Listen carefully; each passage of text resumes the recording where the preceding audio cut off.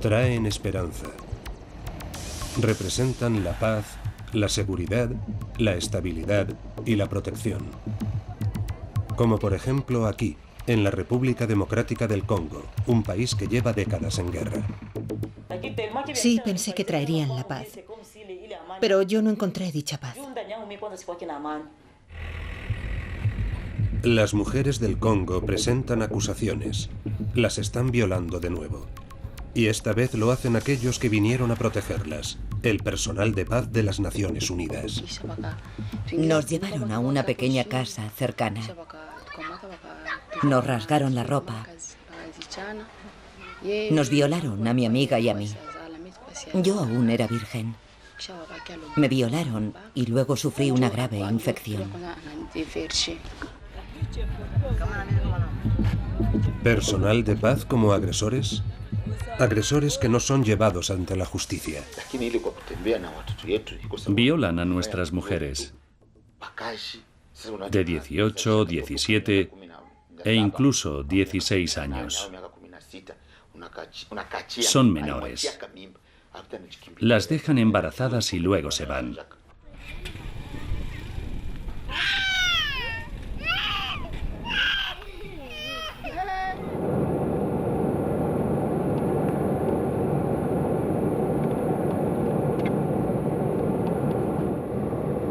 Sobrevolamos un país arruinado por la guerra. En la República Democrática del Congo, los grupos rebeldes llevan décadas enfrentándose al ejército oficial. Una lucha por el poder y por las materias primas. 20.000 cascos azules de la ONU están aquí para proteger a los civiles. Es la mayor misión de pacificación del mundo. Pero no dejamos de oír una y otra vez que el personal de paz de la ONU agrede sexualmente a civiles. ¿Cómo es posible que los que vienen a ayudar se conviertan en agresores? Nos dirigimos hacia Goma, la capital de la provincia de Kivu Norte. Aquí, en la famosa región oriental del Congo, comenzamos nuestra investigación.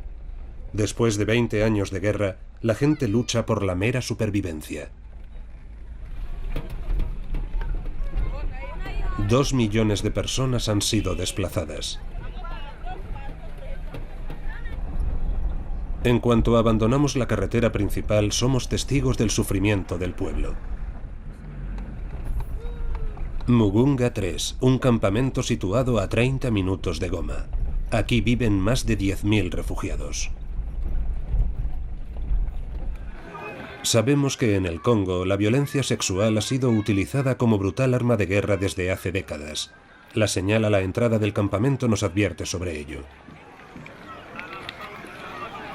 Nos han hablado de la violencia de los miembros del personal de paz en este campamento, pero no vemos ninguno por la zona.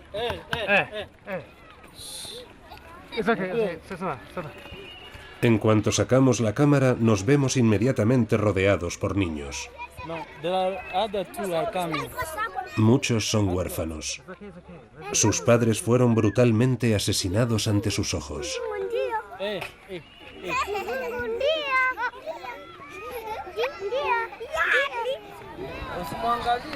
Nos reunimos con Claude Bicolera. Lleva 10 años como refugiado.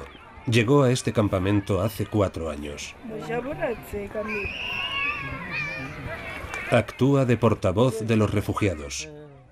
Habla con las autoridades, escucha los problemas de otros refugiados e intenta darles esperanza.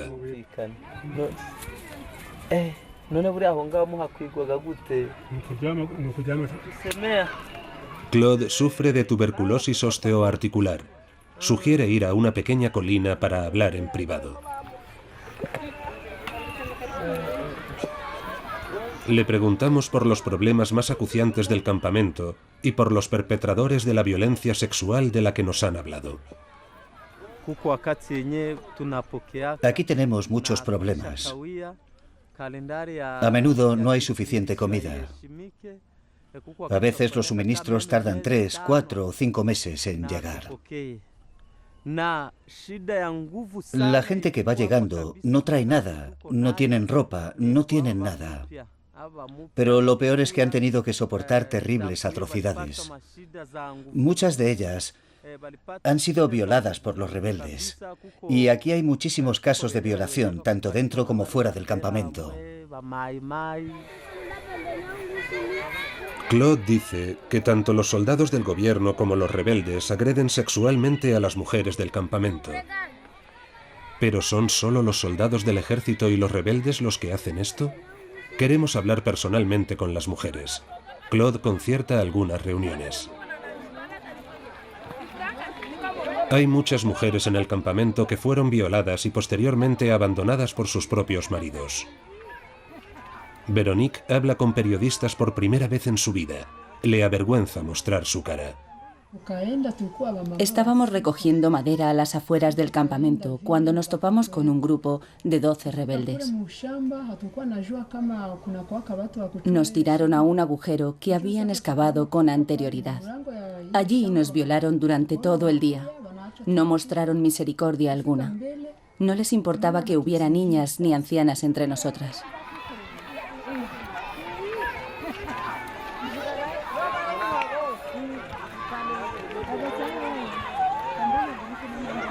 Susan tiene 16 años. Vive en el campamento con 3 hermanos menores. Su padre está muerto y su madre ha desaparecido. Duerme en el suelo de una de estas cabañas junto con otros 120 refugiados. Aquí un hombre se le acercó hace 2 semanas. Eran las 6 cuando unos cuantos hombres llegaron al campamento. Pensaba que vivían aquí. Uno de ellos se me acercó y me hizo unas cuantas preguntas. Le dije que vivía aquí sola con mis hermanos y hermanas.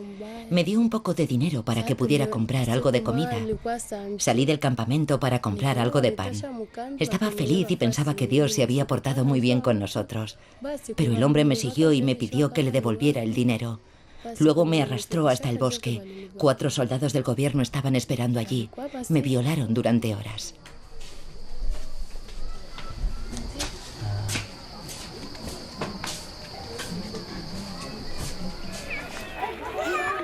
Son solo 2 de los más de 60 casos de violación que se han producido aquí en estos últimos meses. Incluso hay casos de niños. Violaciones brutales, hambre, miedo constante. Es el día a día en la vida de este campamento. ¿Y qué pasa con el personal de paz que debería proteger a esta gente? Todavía no hemos visto ninguno. ¿Dónde están?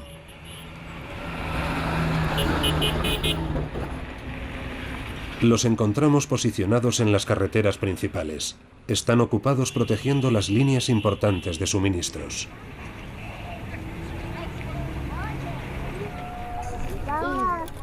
Viven en campamentos distintos.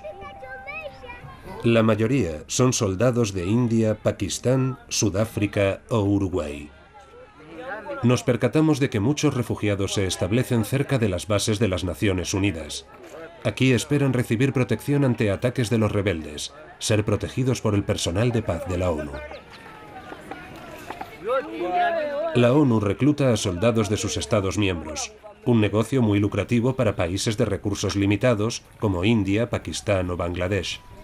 Y los soldados también se benefician del tiempo que pasan en misiones de la ONU, porque ésta paga más que sus ejércitos nacionales. Queremos saber si ha habido casos de agresiones sexuales a manos del personal de paz cerca de los campamentos de la ONU. Un periodista congoleño nos ayuda. No podemos mostrar su rostro. Hacer demasiadas preguntas puede resultar muy peligroso en el Congo. Se reúne con Jigale Muimule, el portavoz de los refugiados de Uvira. Este le dice a nuestro colega lo que no le diría a unos extranjeros. Sabemos que son miembros del personal de paz. Se supone que tienen que traer paz y tranquilidad y proteger al pueblo y sus propiedades.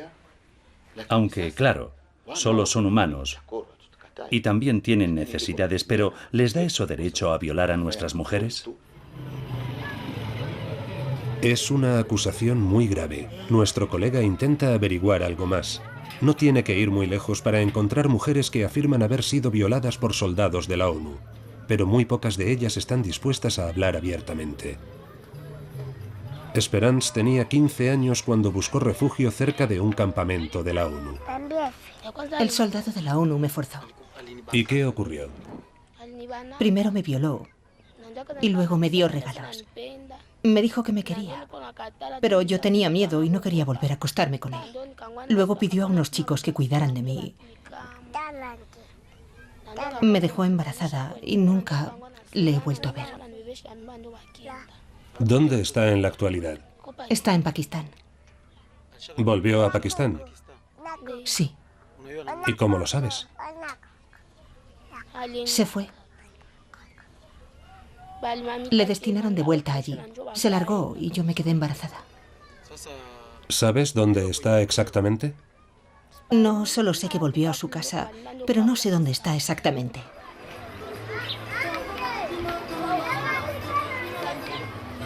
Eso fue hace 2 años.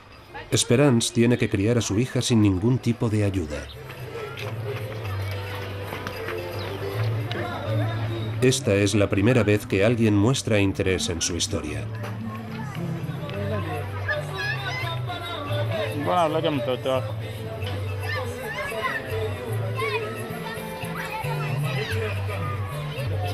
El color de la piel de los niños es una señal inequívoca. Aquí destacan, y todo el mundo sabe quiénes son. Kevin vive en un pequeño asentamiento al lado de un campamento de soldados de la ONU. Supuestamente su padre era un soldado de la ONU que violó a su madre. Me ofreció galletas, 3 galletas. Me llamó y me las dio. Pero solo era un truco para que me acercara a él. Entonces me violó. ¿Y le has vuelto a ver desde la violación? No, nunca he vuelto a verle. Porque después de ese incidente estuve enferma mucho tiempo y necesité tratamiento. Después de eso fui en su busca y me dijeron que se había vuelto a Uruguay. Su contrato finalizaba en 2005. Eso fue lo que me dijeron. Se fue. Me enteré de que se había ido cuando estaba embarazada de 7 meses. Al principio estuve buscándole durante 3 meses sin éxito alguno. Sus compañeros me dijeron que le habían destinado a Bunya. Luego me dijeron que a Bukavu, Butembo, Kalemi y así continuamente. Pero no dejé de buscarle hasta que estaba embarazada de 7 meses. Luego me dije, ya basta. Le di las gracias a Dios y lo dejé todo en sus manos. El parto fue fácil, gracias a Dios. Afirmas que tenías 17 años cuando te violaron. Sí, 17. ¿Y por qué no denunciaste a este hombre? Tenía miedo. Era muy joven e inexperta. No habría sido capaz de presentarme ante un juzgado y declarar ante todo el mundo que había sido violada. Al principio ni se lo dije a mi familia. Les dije que estaba embarazada, nada más. Durante sus misiones, el personal de paz de la ONU goza de inmunidad. Esto les permite no ser acusados legalmente en el país en el que estén destinados. Ahora que el violador de Johari ha vuelto a su país natal, el único modo de llevarle ante la justicia es acusándole allí. Ninguna de las víctimas de violación con las que he hablado ha llegado a considerar esta opción. Volvemos a Goma, la capital de provincia, para hablar con la ONU sobre estos casos de violación. Goma, la mayor zona comercial de la región y base de las grandes organizaciones humanitarias. 500.000 de personas viven aquí. Aquí también tiene la ONU el cuartel general de su misión de pacificación en el Congo Oriental. Nombre en código MONUSCO. Incluso tiene un departamento aparte para la investigación de agresiones sexuales. Cualquier acto de explotación sexual está terminantemente prohibido. Todos los empleados deben seguir un estricto código de conducta. Nos han dicho que se toman el tema muy en serio, pero nadie quiere hablar abiertamente del tema delante de nuestra cámara.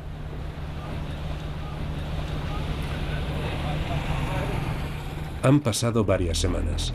Hemos seguido varias pistas y la gente de aquí nos ha hablado de agresiones sexuales no solo llevadas a cabo por el personal de paz, sino también por oficiales de alto rango de la ONU.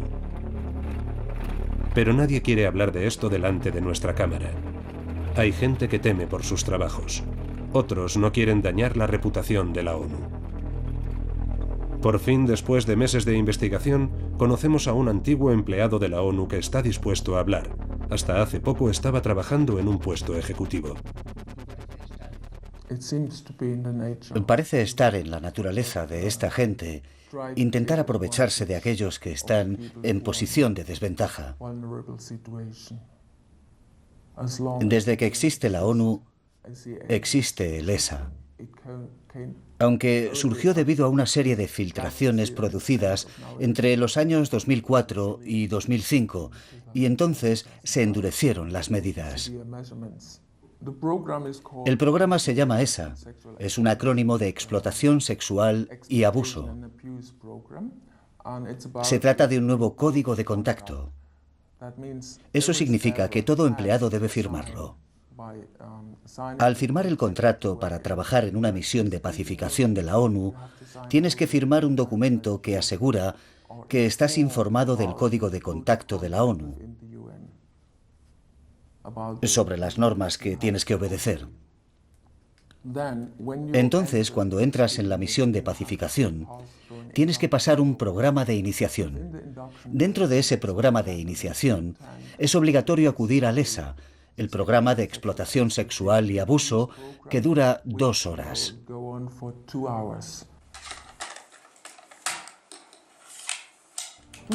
Ahora una investigación que ha provocado un terremoto por todo el mundo.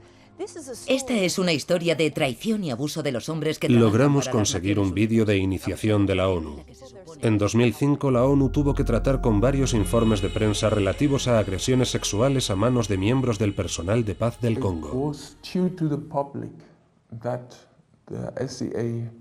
Las medidas dentro del ESA se incrementaron gracias a la opinión pública. En cualquier situación de desastre, en cualquier situación de crisis, el papel de la prensa es tremendamente importante. Solo gracias a la prensa llegan las noticias al público y nos llegan las donaciones.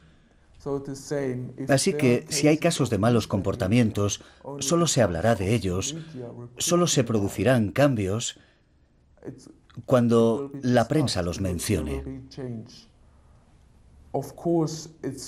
Claro que, para empezar, esto siempre es doloroso.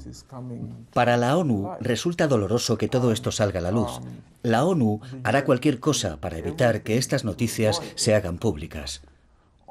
Se toman muchísimas medidas para complacer a la opinión pública y para demostrar que somos los auténticos pacificadores, que servimos con orgullo. La presión pública obligó a la ONU a reaccionar.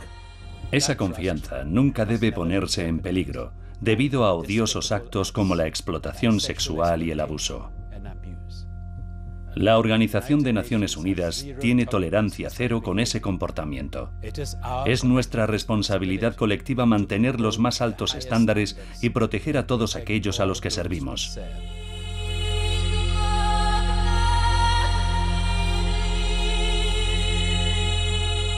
Servir con orgullo.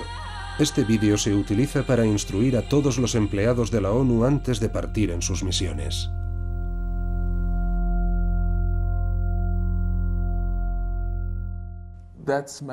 También es obligatorio. Es un vídeo de 20 minutos. Salen un par de personas muy famosas, gente muy importante de la ONU hablando en el vídeo. Es un vídeo muy emotivo. Y suele afectar bastante a la plantilla. Pero, sin embargo, a pesar de todo esto, aún hay gente que pasa el proceso de iniciación y luego comete abusos sexuales y crímenes de explotación.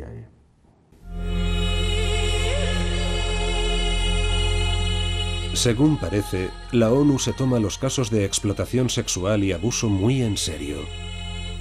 Las normas de la ONU prohíben terminantemente cualquier tipo de abuso de poder contra víctimas indefensas.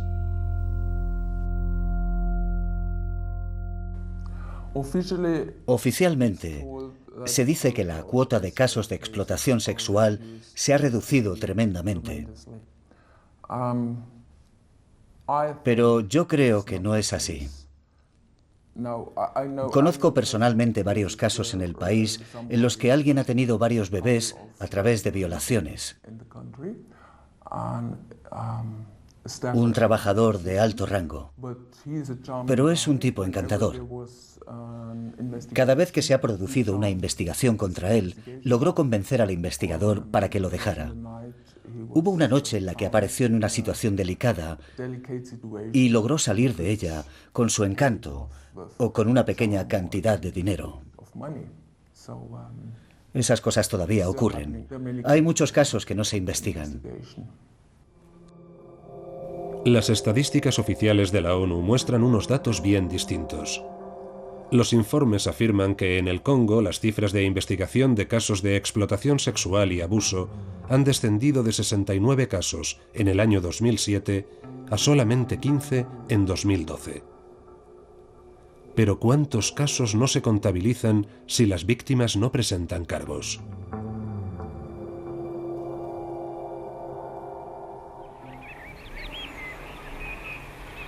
Seguimos investigando. A solo unos kilómetros del aeropuerto de Goma nos encontramos con un lugar idílico. Un enorme campamento de las Naciones Unidas con pacificadores sudafricanos. Un lugar aparentemente seguro y tranquilo. Pero cuando pasamos por el campamento, recibimos un comportamiento hostil.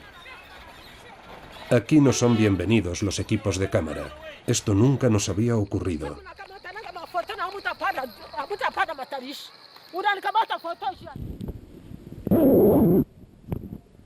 Queremos averiguar a qué se debe. A la mañana siguiente equipamos a nuestro periodista con una cámara oculta.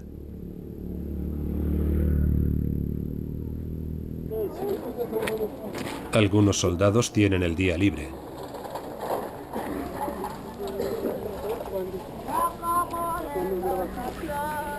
Se dirigen a un pequeño mercado de la zona.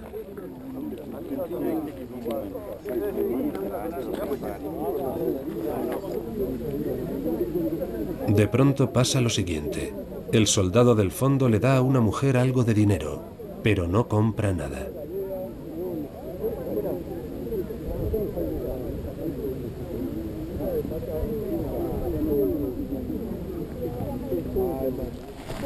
Con esta cámara oculta, nuestro periodista sigue a las mujeres a un pequeño pueblo a solo unos metros de distancia del mercado. Aquí viven muchos refugiados en pequeñas chabolas sin agua ni electricidad. Nuestro periodista se percata de que en una de ellas hay muchas mujeres. Llevan mucho maquillaje y vaqueros ajustados, y tienen miedo a hablar.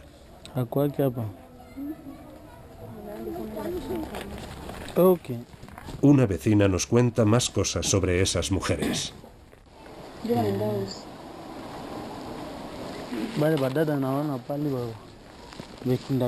¿Las mujeres del maquillaje son de aquí? No, venden sus cuerpos. Por eso están aquí.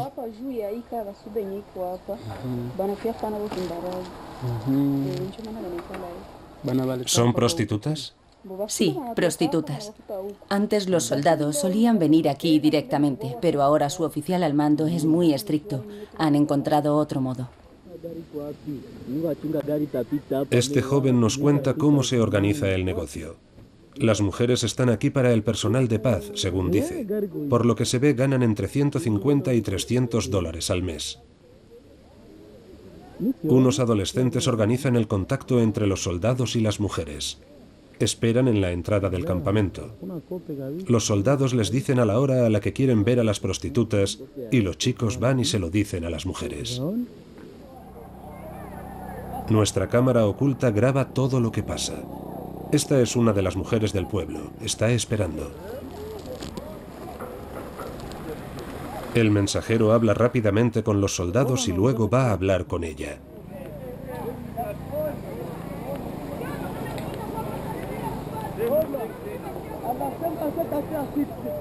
A las 6 de la tarde, le dice a la mujer. La reunión tendrá lugar después de que haya cerrado el mercado, cuando haya oscurecido. Una red de prostitución bien organizada al lado de un campamento de Naciones Unidas. Esto contraviene todas las directrices de la ONU.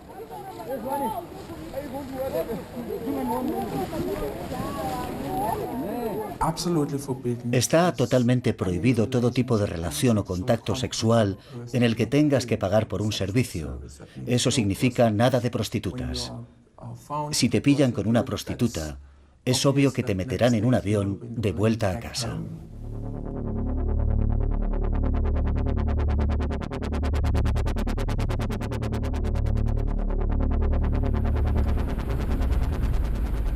Para muchos empleados de la ONU que llevan años trabajando en el Congo, estos patrones morales ya no tienen ningún tipo de validez.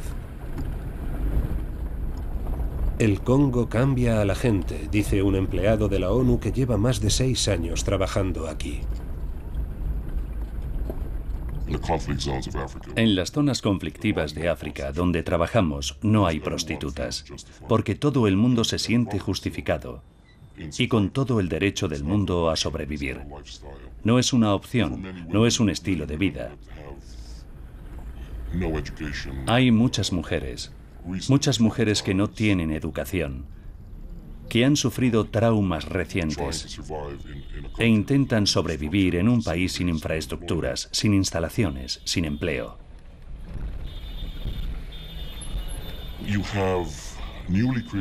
Tienes una pobreza recién creada debido al conflicto reciente, que es el motivo directo por el que estamos aquí. Pero también tienes una pobreza sistémica, endémica. Por lo tanto, tienes una cultura de pobreza, lo que significa que la gente trapichea para sobrevivir a todos los niveles y por lo tanto la moralidad que surge de ahí indica que casi cualquier cosa es aceptable.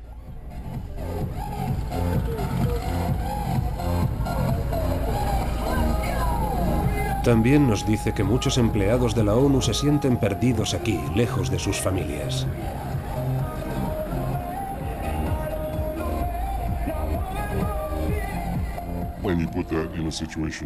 Cuando todo eso se junta en una situación en la que te encuentras con el contexto de la necesidad que surge de la pobreza,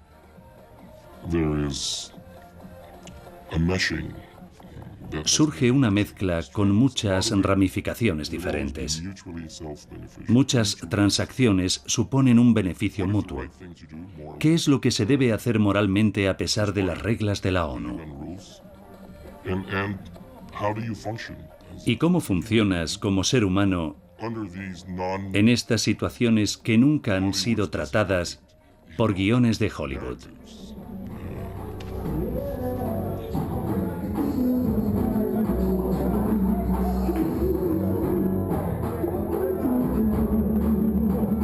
Aquí en el Congo hay una forma abierta de prostitución en bares y clubes nocturnos, como en cualquier otra parte del mundo.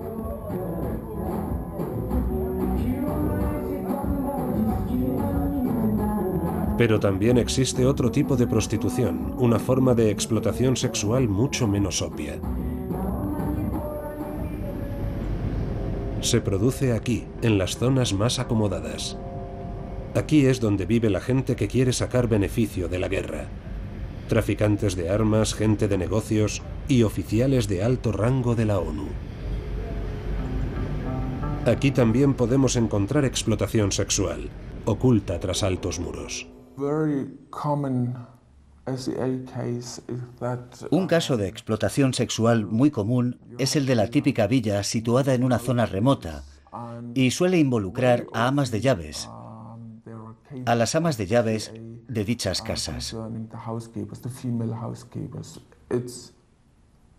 Suelen ser casos de abuso de poder, porque esas mujeres dependen de esos trabajos y sus empleadores les dicen, según han averiguado nuestros investigadores, si no quieres compartir la cama conmigo, me buscaré otra ama de llaves.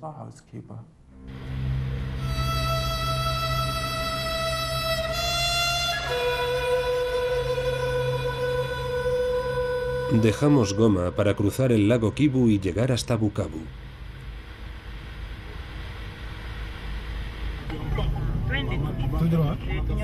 Aquí, en este barrio pobre, nos reunimos con Echa. Solía trabajar de ama de llaves para un oficial de alto rango de la ONU. Su hija, Giovanna, tiene la piel más clara que sus amigas.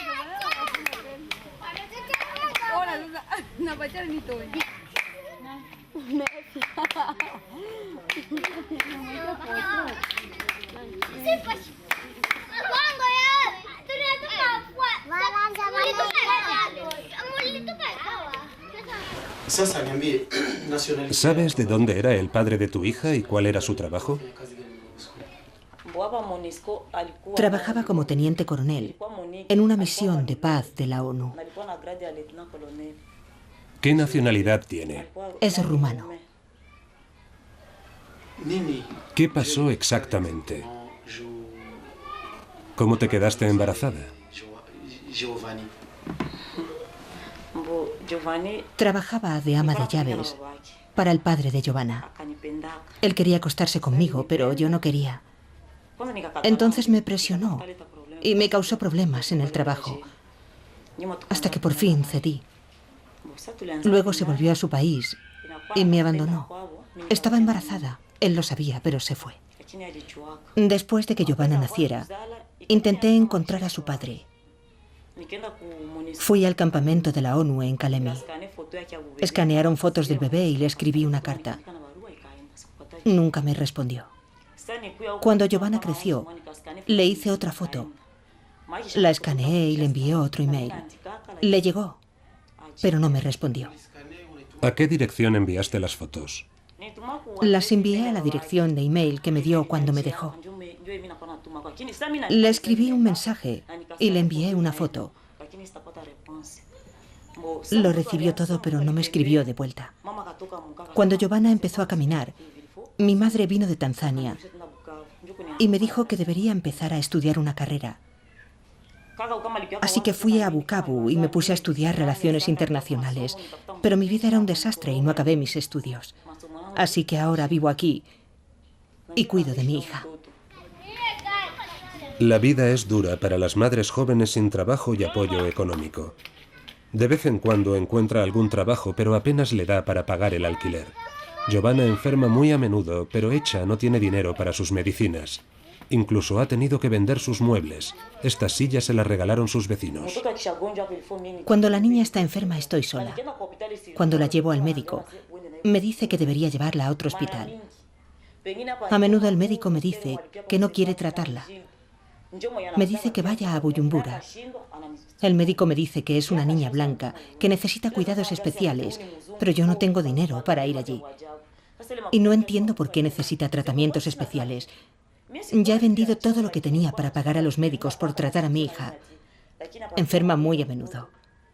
¿Qué tipo de vida es esa? Vender todo lo que tengo para pagar al médico.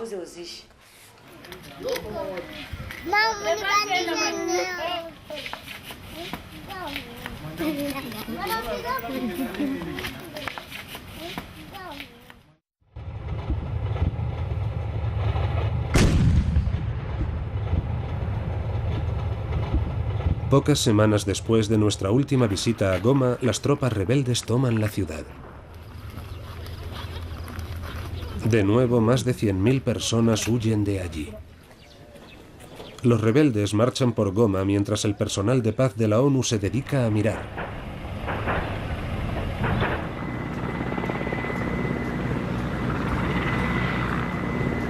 Los soldados de Naciones Unidas no interfieren. No tienen un mandato oficial.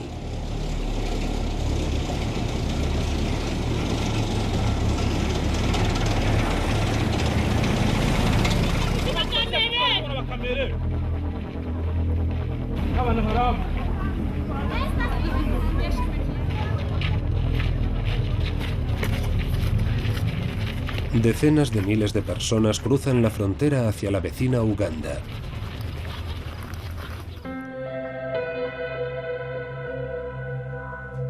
Seguimos a los refugiados. Queremos ver si aquí están más seguros que en el Congo.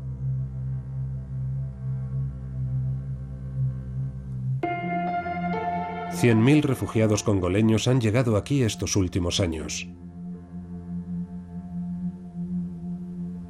Los altos mandos de la ONU para los refugiados han alquilado grandes áreas de tierra. La idea es que los refugiados sean autosuficientes. Cultivan plátanos, maíz y arroz y viven en sencillas cabañas de adobe como la mayoría de los habitantes de la zona. No son inmensos campamentos de refugiados como en el Congo, sino pequeños asentamientos.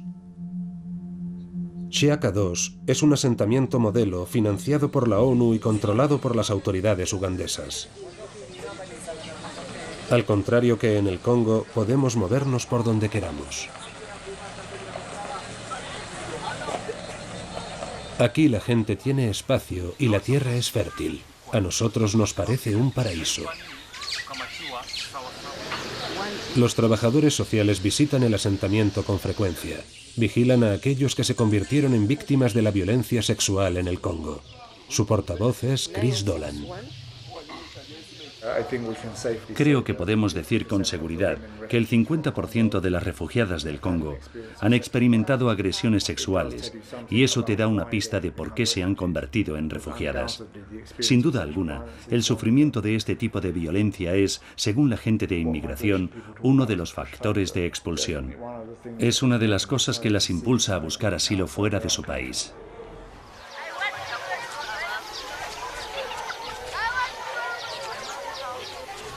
Chiaka II podría servir de modelo de asentamiento a largo plazo.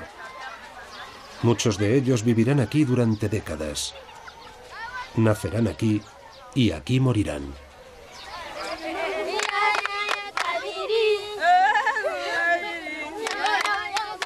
Pero las condiciones de vida aquí son tan utópicas como parece a primera vista.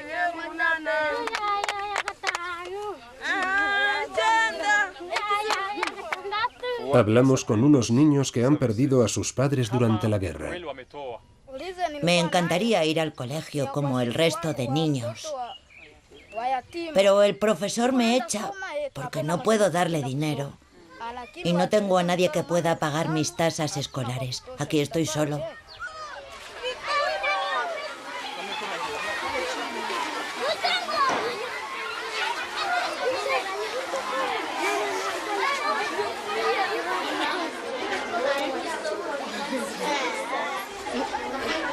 Aquí hay muchos problemas con el sistema educativo. Las clases están saturadas y los profesores mal pagados. A menudo los profesores tienen tareas especiales para sus alumnos.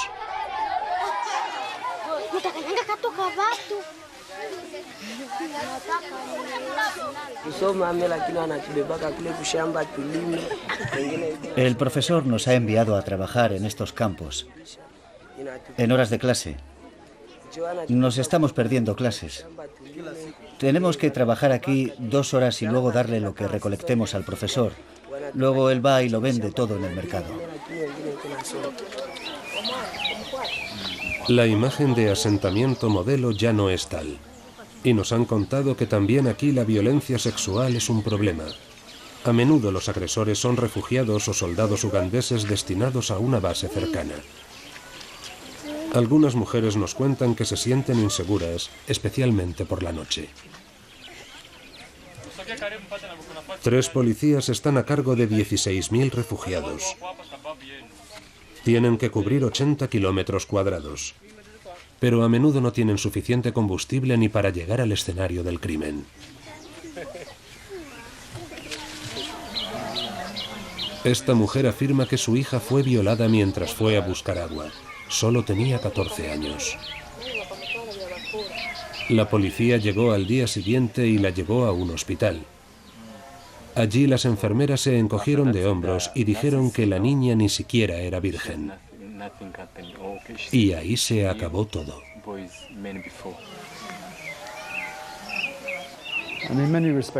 En muchos aspectos, los campamentos de refugiados son representativos de hasta qué punto son vulnerables los refugiados. Se trata de campamentos que a menudo están fuera de las convenciones de una sociedad normal. Hay muy poca policía, el acceso es difícil, es físicamente difícil acceder a ellos. Los activistas pro derechos humanos no consiguen autorizaciones para visitarlos. Son lugares apartados del resto de la sociedad. Y en esos campamentos, como refugiado, dependes totalmente de un montón de gente distinta, ya sean cooperantes, oficiales de la ONU u oficiales del ejército destinado a la zona por el gobierno. Dependes de esa gente para todo tipo de cosas: cobijo, comida, acceso a atención médica, acceso a educación. Incluso debes pedir permiso para salir del campamento en muchas ocasiones. En ese tipo de situaciones, la presión y las oportunidades de explotación sexual son muy altas. Muchas mujeres prefieren guardar silencio. Tienen miedo de hablar de lo que les pasó. Por fin nos dan el nombre de un refugiado, alguien que intenta ayudar a estas mujeres. Nos dicen que nos reunamos con él en la capital. Kampala, 3 millones de habitantes, 40.000 de ellos refugiados. Muchos provienen del Congo. Aquí es donde vive Ezequías. Tuvo que mudarse de Chiaka II a un barrio pobre de Kampala porque se sentía amenazado en el asentamiento. Sacó a la luz el tema de la violencia sexual y mencionó algunos nombres a las autoridades. Alguien quemó su cabaña. Temía por su vida. Se mudó aquí para proteger a su mujer e hijos. Ahora viven en un espacio de 4 metros cuadrados. 12 familias comparten un retrete.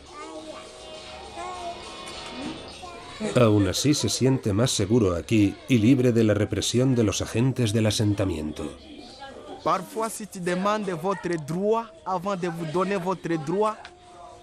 A veces, cuando solicitas necesidades básicas, tienes que ofrecerles sexo a cambio.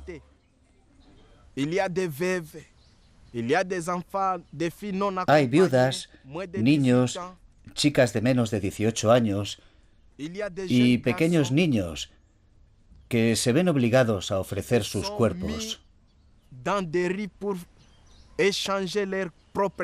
Tienen que arriesgar sus vidas para conseguir algo de comida a cambio.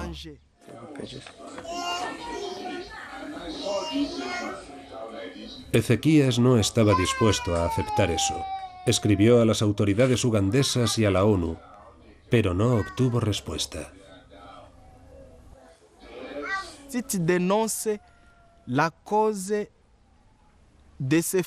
Si denuncias estos abusos de mujeres y niñas, si hablas de la opresión de las víctimas, las autoridades te empiezan a presionar. ¿Quién eres? ¿Quién te crees que eres para hablar de derechos humanos y para actuar de portavoz?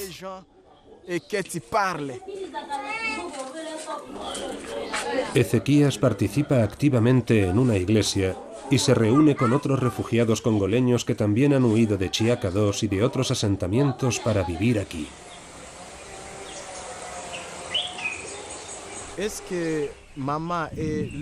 ¿Os ha ayudado el ACNUR, la Agencia de Refugiados de la ONU? Solo me han ayudado con el papeleo. Aparte de eso, no he recibido ningún otro tipo de ayuda, ni siquiera para los niños. La vida es muy difícil para nosotros. A veces tengo que trabajar de prostituta para alimentar a mi familia. La vida en el campamento de refugiados era un desastre. Cuando pedías ayuda a las autoridades nunca recibías nada. Y algunos de los oficiales te pedían sexo antes de ayudarte. Decidí irme del campamento e intentar vivir aquí, en Kampala. Pero aquí tampoco me va bien. Hay demasiados problemas. Los niños no pueden ir al colegio. En una ocasión pedí ayuda para mi hermana pequeña. Al solicitarla, me pidieron que la enviara sola a sus despachos. Cuando fue, la persona que estaba allí le pidió que se acostara con ella, que solo entonces nos ayudarían. No podía creerlo. ¿Volvía a pasar lo mismo?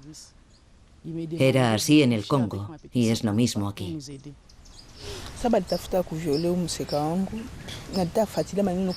Saidi, la madre de Paula, cuenta una historia parecida. También le dijeron a su hija que fuera al colegio sola a ver al director. Cuando fui al colegio, había un hombre que quería violarme.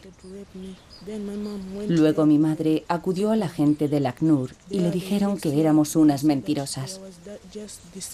No se tomaron nuestro caso en serio. Ahora estoy en casa. No hago nada. Estoy en casa y mis hermanos también. Ninguno de nosotros va al colegio. Ese es mi problema. Que no estoy escolarizada. Si fuera al colegio, aunque no pudiera comer, me bastaría. Sí.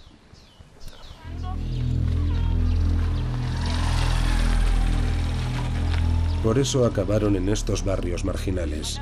Huyeron a otro país, pero no pudieron escapar de esa espiral destructiva de violencia sexual, desplazamiento y más violencia sexual. Incluso los niños son víctimas. Parece que no hay escapatoria posible.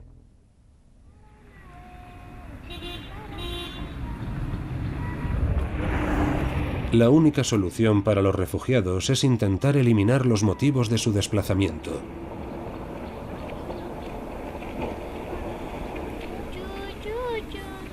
Pero mientras no haya paz en el Congo, el abuso y la explotación sexual continuarán, incluyendo agresiones cometidas por el mismísimo personal de paz. La misión de pacificación de la ONU en el Congo comenzó en 1999 y aún no se vislumbra un posible fin de las hostilidades. Pero lo que sí puede hacer la ONU es ocuparse de las víctimas más vulnerables de las violaciones de derechos humanos cometidas por sus propios empleados. Ocuparse de los niños. Mi mensaje a la ONU: si envía soldados aquí, que traigan la paz al país. Vosotros hacéis las reglas. Vosotros tenéis el poder de traer la paz. Y en su lugar, sois los que provocáis los problemas y destruís nuestras vidas. Jigale Muimule, el portavoz de refugiados que conocimos en Uvira, sabe de lo que habla. Es el padre adoptivo de Mariam, de 6 años, la hija de un primo suyo. Mariam puede ir al colegio gracias a la ayuda de Jigale. La madre de Mariam no podía permitirse pagar las tasas escolares. Es pobre y se gana la vida pidiendo en las calles. El padre de Mariam es un soldado uruguayo de la ONU. Sencillamente abandonó a su hija y a su madre siendo ésta aún menor de edad. Con esta foto de la pareja, Jigale fue a ver a las autoridades de la ONU. Es un soldado de la ONU, así que acudí a la ONU. Pero hay demasiados despachos y es una organización muy burocrática, así que abandoné. Dios nos mostrará el camino. Yo no llegué muy lejos y tampoco conozco a nadie que pueda ayudarnos. Tal vez ustedes puedan contactar con el padre de Mariam para que se entere de lo de su hija. Estos niños están sufriendo. Tienen problemas emocionales. Piensan en quiénes pueden ser sus padres. Ven que son distintos de los demás. Pero si conocieran a sus padres, podrían ver el parecido. Y eso podría darles otra perspectiva. Por eso le pedí a Ban Ki-moon que denunciara a los soldados que dejaran a nuestras mujeres embarazadas. En nuestra cultura, tienes que casarte con una mujer cuando la dejas embarazada. Cuando dejas a una mujer embarazada, tienes que cuidar del niño. Pero ¿qué pasa con Giovanna y su madre? No tienen a nadie que las ayude.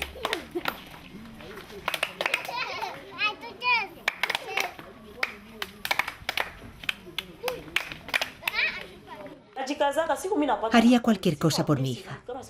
Cuando recibo algo de dinero, me aseguro de que comemos. Si no, nos vamos a la cama con hambre. Cuando tengo 2 euros de sobra al mes, le pago las tasas escolares. Si no, me envían a Giovanna de vuelta a casa. Cuando me sobra algo de dinero, la llevo inmediatamente al colegio. Kevin sabe que su madre resultó herida y que su padre ha desaparecido.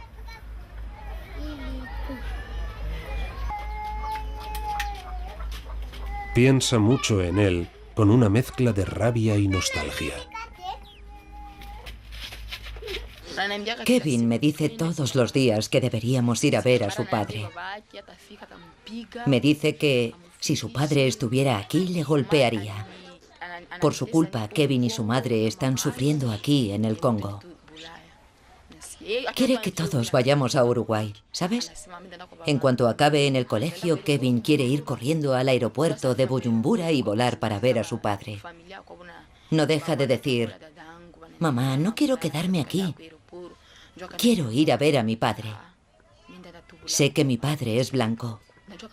Tú eres negra y mi padre es blanco.